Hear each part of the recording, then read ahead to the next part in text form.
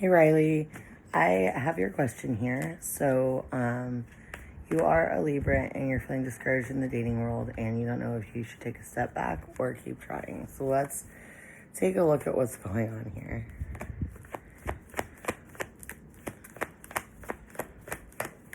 And by the way, I'm sorry this is so late getting you. It's been a summer. It's been something. I'm all like haggard here, so just excuse that. All right, what's going on with Rileigh and dating? Okay, so I'll say this. I think that part of the problem here. Well, let me start off with the positive. First off, there is something and someone on the way for you. Okay. However, I think part of the problem that you're running into here, aside from the fact that I'm just going to be honest, like the dating world is a dumpster fire. It's a dumpster fire. So this is not all you, and honestly, like the choices are not great. they're not. The options aren't wonderful.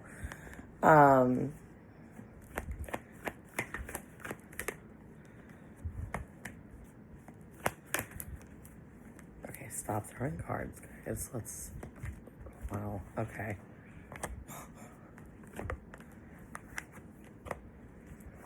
Okay, so part of the thing here is that, like, they are saying to try to take a moment to reflect on what it is you're not only doing in dating, but also kind of what you actually want. And I know that sounds like really surface level and stupid, but when this card is in reverse, it's kind of like, yes, it could be that things that are stuck are moving, which I do think is part of it, because again, we have this Ace of Cups. So something coming in that is fulfilling to you and makes you feel good, and that is what you want, that makes you happy. But also, sometimes when that card is in reverse, it talks about how we need to basically take time to reflect on things and reflect on what it is we want or what it is we're trying to do. And I think that that's also at play here. There is also some need to reflect on past situations or past relationships or patterns in past situations or relationships that have not played out the way you wanted or not been what you wanted. And you might be like, well, I've reflected on them plenty because I lived them. And like, yes, but I think there does tend to be a bit of a pattern here with the people that you choose versus the people that may be available to you or trying to choose you.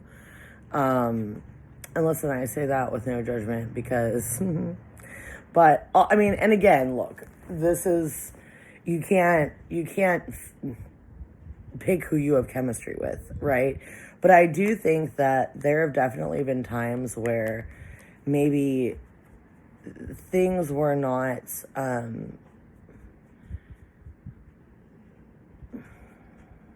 where you knew something might not be for you or might not be good for you, but it's like you went ahead and did it anyway because there was a vibe, you know? And a lot of this is also talking about like past patterns in general where you have maybe chosen people or sought out people that were fulfilling some kind of unconscious pattern for you, or where things were not balanced and these people weren't really able to they weren't very secure with themselves, or they weren't secure on what they wanted. They weren't secure with their lives. They weren't clear on what they wanted, or maybe even as well, not even maybe, but you also were not very clear on what you wanted. And so that's led to either these people walking away or you walking away. Let's see what else is going on here. Let's see what else is at play.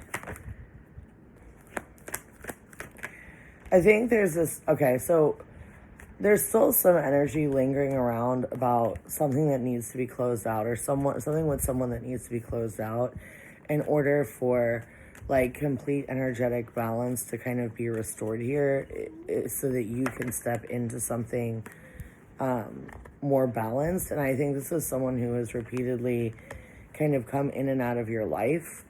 And it's like they may be very like well meaning in the moment, or they want it in the moment, but then when it like push comes to shove and it's like, all right, is this gonna work, when they actually have to offer you something substantial, it doesn't. Okay. What else does she need to know about this? Oh. Yeah, it's kind of like this person repeatedly coming back, or even just being in your energy, and there is a sense like of you energetically holding on to them. That is something that holds you back here, because I think there's like this kind of comparison that you do in your mind between them and other people, and it's like when other people are not them, or when maybe there's not the intensity that started out with, it tends to make you feel like, maybe I'll never find someone like that again. Maybe, it's not going to ever be like that. I do think there's another phase where this person is coming back in, and it's sort of like a test for you. Like, are you really over this? Are you really willing to let this go? Are you really willing to, like, move forward from this and kind of then just sit for a moment? And I'm not saying that you haven't, and I'm not saying that you haven't reflected, and I'm not saying that you haven't, like, whatever. But I do think that, sometimes the universe sends people back as, like, sort of a test. And I feel like that's, in a sense, what this is. It's like, until you can fully let that go, there is kind of a hold, in a way, on what you're doing, or what's going to come in, or what's going to come through. Because I think that subconsciously there may be a hesitancy to step fully into something, because part of you is still very attached to this. And not really having walked away from this completely yet. I think there's a sense where it's like you hope not only just this person, but people in general will change when you're dealing with them. And like, I don't think any of these people are in a place where they will change, or where they can change, or where they even want to change. They're also saying, like, there is a need to aim higher or bigger, or want something more than what you've been asking for. I think that sometimes, you kind of go back and forth with yourself, because there is a need, or not a need, but it's like there is a lot of willingness to kind of settle for the bare minimum, and then it's like you tell yourself that that's normal, or that's just the way people are, or whatever, but at the same time, like, you feel conflicted, and you feel like you're not really being treated like you need to be treated. So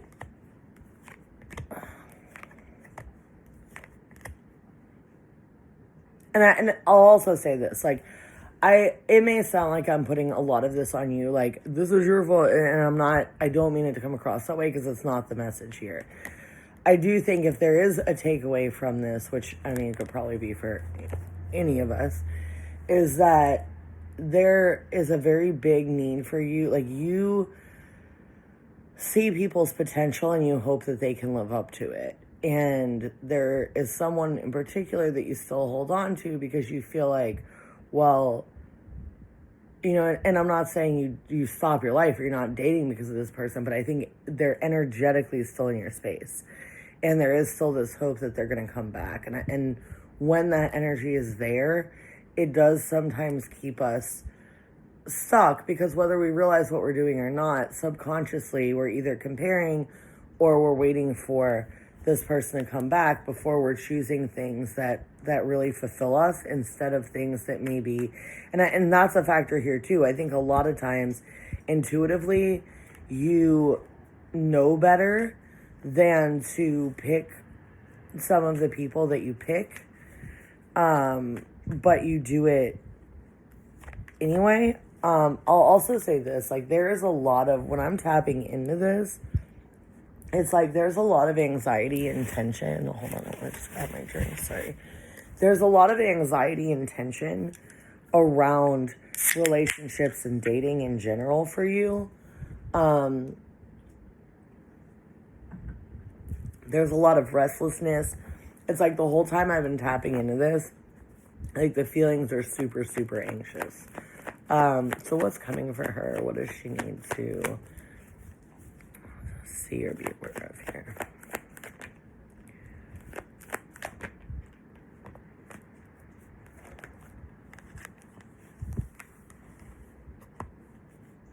Okay, so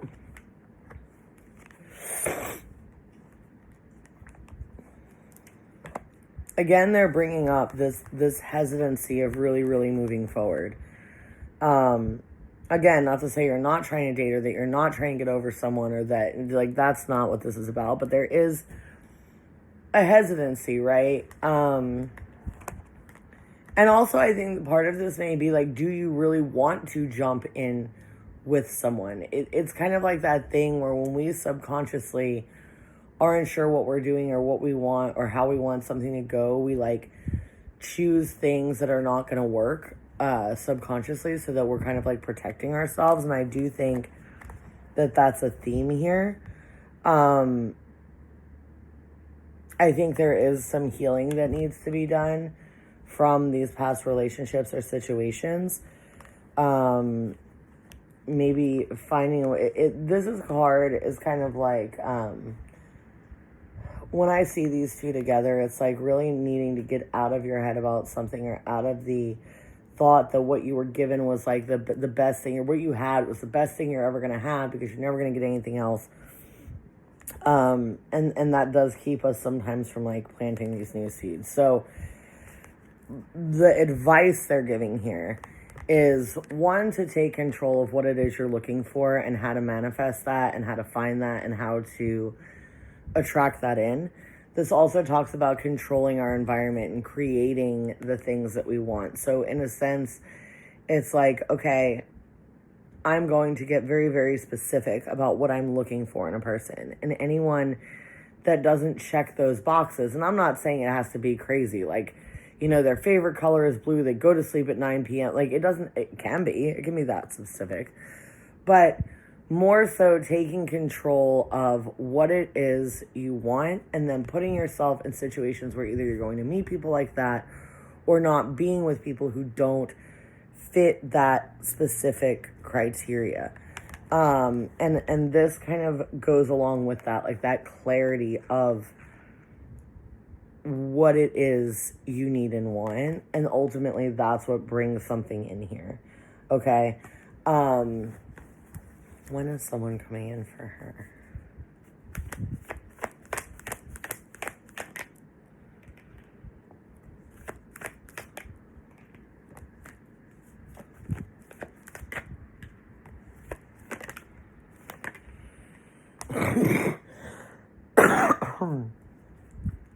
Excuse me. Sometime in October is significant. I also see that, again, there's this phase of this person having to come back, which may be during Mercury retrograde, to kind of clear that energy out, or clear that, exactly, like really kind of finish that cycle, to end that, before, that's going to happen before this other person steps in. And I say before this other person steps in. So I will say around October there is, and this feels like middle of October, there is someone coming in that there can be at least a decent sort of relationship with. I think, and it's funny because now these cards come out, but this one is upright and this one's upright. So this person is someone who wants to stay, who wants to invest, who wants to grow something here. I do think that this is going to trigger some relationship wounds, and there are going to be things to work past in order for this to work out. So it's cautioning you, like, to be careful not to get stuck in your head, or not to kind of compare, or not to be like, well, this didn't happen exactly the way I wanted, so like, or this person does XYZ, you know, like they drink their coffee black, but I like people who drink lattes. Like, it's there might be a lot of pickiness that comes up, but it's like a defense mechanism. I think there's also a lot of times where maybe, and again, look, the dating world is trash. I am not putting this all on you. But they are pointing out that, like, there are times in the past where you have overthought yourself out of a relationship. And not in the sense like you think someone's doing shady shit and you leave or you blow things up and then it turns out they were doing shady shit. That's obviously very valid. But things that were, you know, I don't like that this person doesn't use a period at the end of their sentence. Little things. And you tend to maybe talk yourself out of them in a protective way, right? Like, it's like, oh, this person might actually be good for me. Oh, I'm going to find this thing that's not really that important in the grand scheme of things. And I'm going to go, I don't want that because I'm scared, right? So again, they're bringing up this needing to really, really sit and self-reflect and look at how to end certain cycles that have maybe kind of, again, these two, that have maybe kind of kept you from moving forward, or kept you from really being open to something that's better than what you have been dealing with, okay? Okay. It's also talking about not rushing into things, getting really clear on what you want, slowing down. Here's this whole talking about not being able to really move forward into a new beginning because there's this other person, you know, having your guard up, not really allowing someone to give you what it is that you need or want in a relationship. When it comes to this other person, I'm not really touching on it because, one, you didn't ask about it, and number two, I don't think it's significant in the way of, like, it's going to come back around and it's going to work out better this time. I do think this is a cycle that had to end. I do think this is something that you had, you know, it could have been kind of toxic. It's like it was a lot of memories, a lot of reminiscing, a lot of really caring about this person. Obviously, the Five of Cups, like, they dipped out. Things didn't work out here. But I don't think that revisiting that, at least from what I can see here, is going to, it's not like magically going to be better the second time around or the third time around, right? So it's like closing that door energetically and then allowing new things to come in. These are all the same fucking cards. Wow. Okay. Is really important. Anyway, overall, there is someone new coming in October that you will have actual interest in. In the meantime, it's about closing out these cycles. It's about figuring out what makes you feel good. It's about also, I keep getting like there are people around you, like people that you've dated that or this person. Let me rephrase that. This person coming back around that you've dated in the past. Whoever it is coming back doesn't really have great intentions, even if it's more than one. And they may try to, when they come back in, really sell you this idea that things could be different or whatever, and it's just, it's not that, so they're just cautioning against that. But anyway, you have someone new coming in October.